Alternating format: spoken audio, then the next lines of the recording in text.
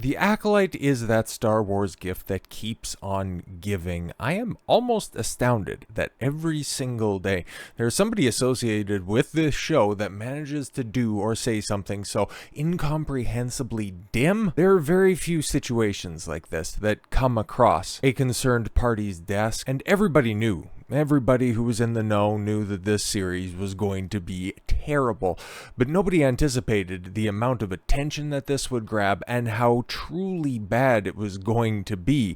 Like, I did a review of episode 5 yesterday. It was more or less the fight scenes that I saw, how abysmal they were, how they just looked like pillow fights with laser sticks. I didn't even touch on some of the writing. Okay, I showed you the stupid Jedi laser haircut. Well, I guess she's the not Sith that cut off her stupid goofy extensions, the dead Jedi Wookiee's lightsaber, but how she's gonna be able to pass as her twin sister who she stripped naked and stole her clothes of.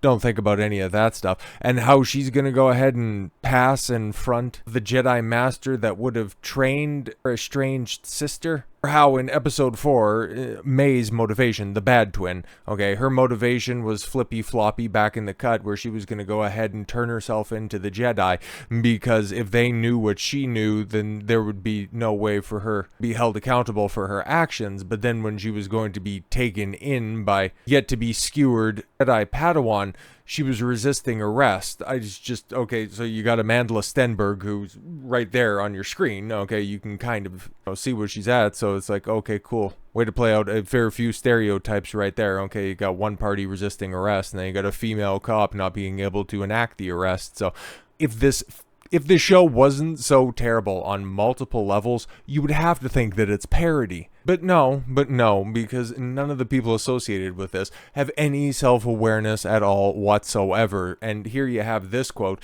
Amandla Stenberg jokingly describes Leslye Headland as a sick, twisted masochist after discovering her joy in killing Jedi in Star Wars The Acolyte. Yeah, just the ones that don't matter, like the men. It's like, wow, for somebody who worked for 4 years in close proximity as the close personal assistant to Harvey Weinstein, I don't really have to deduce that she's some sort of a sick, twisted masochist for her to kill off fictional characters, because I would just say, all of those starlets that she led to Harvey, would probably, clue you in a couple different ways, but alright. Let's take a look here. Now, the Acolyte actress Amandla Stenberg jokingly described Leslye Headland as a sick, twisted masochist when discussing the most recent episode that saw Manny Jacinto's Khmer kill a number of Jedi on the planet Kofar. God, that's just a bunch of stupid names. Speaking with Entertainment Weekly, Headland first explained the reveal of Khmer as a Sith. I think a good twist is not about hiding everything from the audience. Okay, that's one way to just hand-wave away your incredibly poor writing. Yeah, no, if you make it obvious, that's good, because you shouldn't use any of, those writing tactics like subtext or logical consistency. That's for those highfalutin $10 word users. And then throwing them in like, hey, this is what you didn't see. We hit it so well that you didn't see this. No, you didn't. Everybody called it from round number 1. They just thought that, maybe you do something interesting by making, one of the lesbian space witches, Smylo Ren, to have the opportunity to co-opt the classic line, "No, I am your mother." I would have thought that it would have got that cringe, because everything else, like the previous 4 episodes, have been that cringe. So what would stop you from doing that anyways? But yeah, no, making the obvious choice, the guy who's, handing out poison, shadowing bad non-binary twin. Okay, the guy who has the locations to every one of the targets is like, ooh, big shock. I'm so glad that you didn't hide this reveal. But she added, I think a good twist is telegraphing what's going to happen, and then once it does, executing it with an ounce of pity or sentimentality. Oh yeah, no, because that's definitely what came across during that, for sure, 100%. But as for Smylo Ren himself, Manny Jacinto claims 6th episode of the show. Don't worry, guys. If you were disappointed with 5, 4, 3, 2, and 1, you just wait to the 6th episode, because it will be a new story with new motivation. We're getting the flashback, aren't we? That's exactly what's going to be happening, with new motivations for all of the different characters. Oh yeah, so you're going to figure out why Smylo Ren's got these scars. You're going to figure out why May thought that the Jedi were the bad ones for burning down the stone huts on the isolated planet. Yeah, that's exactly what's going to happen. Like, come on, man. These people aren't very good at, well, anything. I was going to say subtlety, but might as well just cut it off right there. Actor Manny Jacinto, he plays Khmer, the Sith. Oh, hey, and the Sith in The Acolyte. No, his name is supposed to be The Stranger. I wish I was making that up. Recently attempted to explain the final line his character delivers in the 5th episode. And by doing so, he claims that she will begin a new story with the 6th episode. In the show's 5th episode, the Sith is unmasked by Daphne Keen's Jecki. Yes, the 80-pound, 5'2" Padawan, punched his helmet clean off, something that several lightsaber hilts and blades couldn't accomplish. But no, she decides to throw a Shinshoryuken and she'll just go ahead and, knock his dome off. Yeah, okay, whatever, bruh. And it is revealed that to be Jacinto's Khmer, after killing all the Jedi except Master Soul, who did defeat him, albeit he refused to execute him. Oh yeah, that's another writing point. He had several opportunities to kill him, but instead he just wanted to mutter something in broken English. Cool. Khmer is carried up into the air by a swarm of Umbra moths. Oh yeah, right, instead of killing him, just let him be taken away by moths. Oh, this is fucking dumb. After Osha attached her droid to his back. Oh right, because they're drawn to light sources and they're in a dark forest fighting with lightsaber, but not that type of light. Holy shit. Even though in episode 4 some of the moths got triggered by the lightsaber, it doesn't have to make sense. Okay, they're trying something different, guys. From there, Osha and May confront each other, with May eventually overpowering Osha. May then cuts her hair off, and yes, the most maybe it's Maybelline I'm a woman moment you are likely to ever see in Star Wars. Until next week, what's extraordinary beings we are. Even in the revolution of our triumph, we see the depth of our despair. That's his final line. Oh my god, that's written like somebody in high school trying to do a parody of Shakespeare. It sounds just so verbose, commanding. Those words have meaning, but you're an asshole with teeth on your mask. Like, what? Come on, man. Jacinto attempted to explain this line in an interview with Entertainment Weekly. He told the outlet, I think it's essentially our introduction into the 3rd act. Well, yeah. It should be the end of the 2nd act low point now that, most of the Jedis are turfed. The Sith has been revealed, and how are you going to square that circle in the long term? But don't worry about it. So yeah, it's basically summing up everything that you thought you knew in these first episodes. Really? Because I don't know much about anything, really, because character motivations, they just kind of change with the scene. Everybody else is dead, so yeah, okay. But this is supposed to sum everything up. Let's just run this back. What extraordinary beings we are. Even in the revelation of our triumph, we see the depth of our despair. Yeah, things went good, things are bad. Okay, we're great people. Okay, we just want to go ahead and live our authentic lives, which is ultimately, okay, like I said about character motivation, as of right now, what we know of Khmer, the only reason that he's out there killing everybody is because he wants to live his authentic Sith self.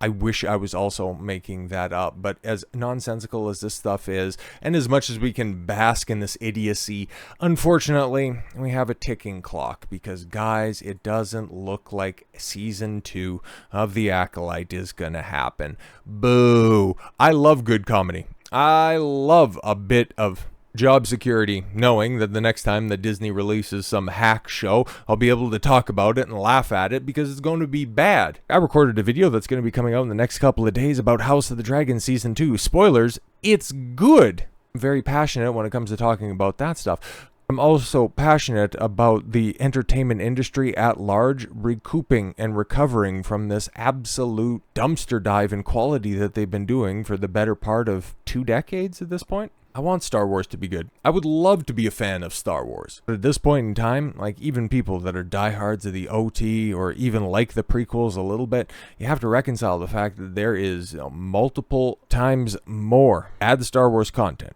bad Disney Star Wars content, than there is good Star Wars content. I know that doesn't ultimately detract from the OT, doesn't detract from the prequels, but you have people in the positions of power that are making long-term negative damage on that IP that you love, stonewalling other creatives that are theoretically out there that could potentially be making good Star Wars, with the amount of money that the likes of Leslye Blockhead Headland is afforded, remember, $180 million for the Acolyte. There are fan films. There are multiple fan films that are better than this, okay? Just about every fan film. That Star Wars kid from the early internet days swinging around curtain rod in his basement that was better choreographed than Episode 5. I don't know what anybody sees in that stuff. Oh, it's the best since the Disney has taken over. It's also the fastest cripple. Like, what are we doing here? But at least, you know, this chapter will be closed. Now, does that necessarily mean that Lucasfilm is going to be righting the ship anytime soon? Absolutely not, because, okay, after the Acolyte, in the live action sense, I know that there's a couple of animated joints that are going to be coming out, but what else is on the docket? Okay, Mandalorian's not in production. We hear rumors about Ahsoka being out there, but right now that's just all pre-production stuff, so that's going to be a couple of years away. But Disney and Star Wars in general doesn't have anything going on right now. Do you think there's going to be a season 2 of Book of Boba Fett, or Boba Fett rather? Is there going to be a season 2 for Obi-Wan? Is Mandalorian season 4 going to happen, or is that going to become the movie, which they haven't really done anything on? But that Rey movie's also coming out, so the next time that we see a live action Star Wars, it's going to be a couple of years away with today's sensibilities, meaning that the damage has already been done, and we know this, given the fact that there hasn't been a movie in theaters from Star Wars in 5 years. You're also looking ahead another 2 years, 3 years potentially, and you know that none of it's going to be good because you've seen the creatives, you've seen their work, and you know exactly what they're going to deliver to the same or a different medium. So yeah, even though Acolyte Season 2, Leslye Headland, the showrunner for the Acolyte, recently cast doubt on the idea that the show will get greenlit for a second season, it's good that this isn't going to be happening anymore. It's just, this just does damage to the IP that only time can heal. So the quicker that we just stop all this crap, the quicker that Star Wars can potentially go on a hiatus, and then we can go back to having good Star Wars, or at least have a higher potential. Because what's coming out right now, the people at the levers of power, they don't know how to make good anything, really. Know how to spend a check, and that's about it. Speaking with Entertainment Weekly following the release of the show's 5th episode, Headland said something that I've noticed is first seasons will end on what should have been the break into Act 2.